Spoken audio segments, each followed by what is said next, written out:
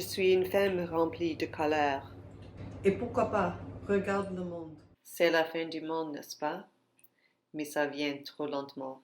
La planète chauffe, mais pas assez. Les feux brûlent, mais pas assez. Chaque jour, je regarde le bord de l'océan. Je surveille les marées. Sont-ils plus élevés aujourd'hui? Peut-être qu'il est enfin arrivé pour noyer la culture que nous avons laissé façonner notre réalité. Le rôle des femmes, le rôle des hommes, le rôle de ceux qui refusent de s'identifier sur le binaire. Guerre sans fin. Les riches qui se glorifient, les gens paranoïaques, les sauveurs autoproclamés. Où sont les tsunamis qu'on nous a promis? Rien n'arrive comme il se doit. Une fois, une petite amie a mis fin à notre relation parce qu'elle disait que j'étais trop cynique, trop négatif. Quoi? Elle préférait un mensonge? Ok, bien sûr. Allons-y. Tout s'arrangera. Tout ce que vous avez à faire est de croire. La justice est réelle et elle arrivera. Vous vivez pour le voir. Une simple protestation, une pétition, un message en ligne bien légendé mettra enfin fin à l'avidité des gangsters qui dirigent le monde de manière anarchiste.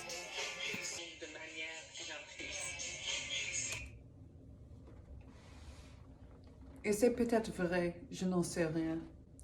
Honnêtement, je suis trop blanc pour faire cette vidéo. N'écoutez pas ce que je dis. Je suis une femme remplie de colère. Et pourquoi pas? Regarde ma vie. Ce fut une année d'horreur. J'ai perdu mon futur héritage au profit de la nouvelle épouse de mon père. Il m'a dit ses priorités avaient changé et elle était sa nouvelle priorité. J'ai été piratée par un gamin de 19 ans en Turquie avec un sursis stylisé. Je suis allée à New York pendant un mois et la première nuit, j'ai dû casser une vitre après avoir été en lockout.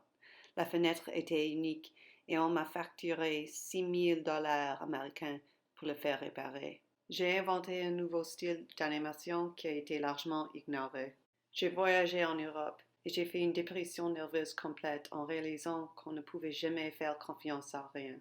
Et que si le libre arbitre était réel, nous devions être extrêmement prudents à chaque mouvement. C'était paralysant. J'ai eu une percée artistique majeure avec la création de tapis d'intelligence artificielle, fusionnant enfin mes intérêts technologiques et textiles. Je les ai montrés à ma galerie à Los Angeles et ils ont détesté. Si vous insistez à vivre au Canada, ce doit être le folk art. Nous avons mis fin à notre relation de près de 7 ans. Je découvre que je suis enceinte et un mois plus tard, je fais une fausse couche. Autour de moi, puis encore du sang. Le coup fatal porté à la réputation du monde juif. Et donc, il n'y a rien à perdre, je sais quelque chose de nouveau et je peins la division sans fin, les conflits sans fin, l'intelligence artificielle, notre nouveau César dans l'arène du Colisée, manipule notre émotion. Ça arrive à rien. Je suis une femme remplie de colère. Je pense que nous créons notre propre monde. J'ai dû vouloir cette destruction. Mais pourquoi? Chez ces patients vétérans de la Première Guerre mondiale, Freud a découvert que leur traumatisme les conduisait à répéter des schémas évoquant de la même source de leur blessure psychologique. La pulsion de mort est une force active, un désir inconscient d'anéantissement. Je me souviens d'un professeur qui m'a dit « Le monde s'effondre à tes pieds et tu veux s'amuser. » À l'époque, je ne pensais pas que le monde s'écroulait. Mais enfin, ça arrive. Tsunami.